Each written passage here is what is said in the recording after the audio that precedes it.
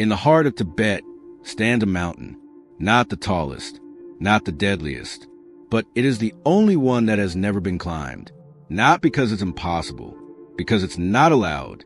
Mount Kailash, sacred to 4 major religions, has remained untouched for thousands of years. Climbers stop at its base. Helicopters avoid its airspace. And ancient texts say, those who reach the summit don't come back the same. It's not just a mountain. It's something else. And perhaps that's why it was never meant to be conquered.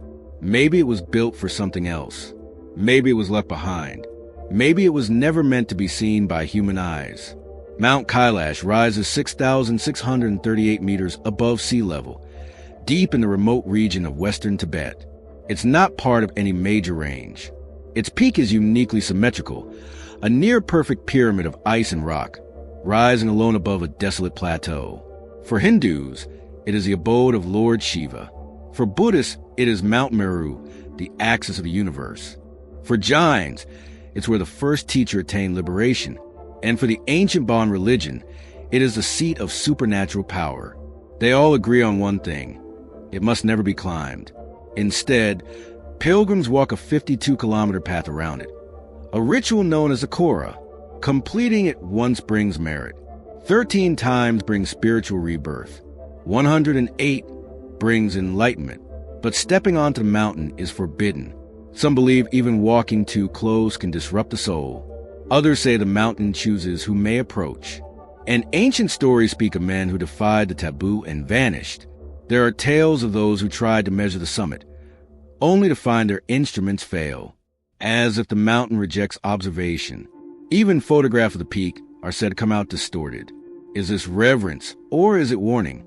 In 1985, famed mountaineer Reinhold Messner was given rare permission by Chinese authorities to explore Kailash. He refused. He later said it would be a sin. In 2001, a Spanish team also received conditional access. But when word got out, there was global outrage from monks, locals, and religious leaders alike. The expedition was canceled. Even the Dalai Lama has said, the sanctity of Mount Kailash must be preserved. It's the only major mountain in the world that no one, not one person, has summited. And yet, there are whispers of satellite images showing unnatural symmetry, of magnetic anomalies, of ancient ruins buried in the nearby plateau, and of a shape that looks less like erosion and more like design. In some accounts, even approaching the mountain too closely results in extreme headaches, disorientation, hallucinations. Others tell of equipment failure, lost time, and missing records. It's not just physical resistance. It's something else, something that pushes back. Everything about Kailash turns in circles. The pilgrims walk clockwise around the mountain. The rivers around it spiral outwards in radial symmetry. Even the shape of the summit, from above, resembles a mandala. For major rivers begin near its base, flow into different parts of Asia. This isn't just symbolic. It's geographically improbable. How could so many waters emerge from one place? Unless it was designed that way.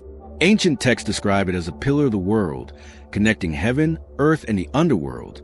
Some researchers have suggested Mount Kailash is not just a sacred site, but a kind of geological machine. There are stories of travelers seeing lights in the sky, of strange humming sounds near its base, of compasses spinning wildly, and of strange heat signatures beneath the snow. Infrared scans taken by satellites have shown inconsistencies, unnatural warmth deep within the rock.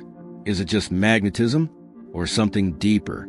In 1999, Russian scientists published a theory that the mountain could be an ancient artificial pyramid, one of many spread across the earth, now disguised as nature. They called it a relic of a lost civilization or something not of this world. If so, who built it? And why here? Local legends say there are caves under Kailash, labyrinths, hidden chambers, lost scrolls. Some monks believe there's a city inside the mountain, the mythical Shambhala, a place not visible to the eye unless you're meant to see it. Others believe Kailash is a gateway, a portal between worlds, a place where the veil between realities thins and slips. The mountain's isolation, the lack of human interference, and the sheer reverence it commands all preserve an atmosphere untouched by time. Even modern technology seems to fail near it. Drones crash. GPS loses signal. Weather shifts without pattern. Seismic readings are irregular. Time seems to flow differently. Some say, and those who stay too long often leave changed mentally, emotionally, spiritually. And beneath the surface, no one knows. Because no one has dug. No one has mapped the underground. No one dares. Maybe the mountain protects itself. Or maybe it's being protected by something else. And maybe that something is watching. In a world where every summit has been reached, every frontier explored, Mount Kailash remains off limits. Not by force, but by fear. It isn't just a peak. It's a boundary. A reminder that some places aren't meant to be conquered. So why do we keep trying? Why are there expeditions that still circle its base with equipment, hoping to find a weakness? And why do some believe the mountain isn't just sacred, but alive? Maybe it holds something, a truth, a memory, a doorway, a signal waiting for the right moment. Or maybe the climb is forbidden not to protect the mountain, but to protect us, because what waits at the summit of Kailash may not be for human eyes. And if someone ever does reach it, they may never come down the same, or never come down at all. Some gates are better left unopened. Some peaks better left untouched. Because what rests in silence beneath the snow may be waiting to awaken.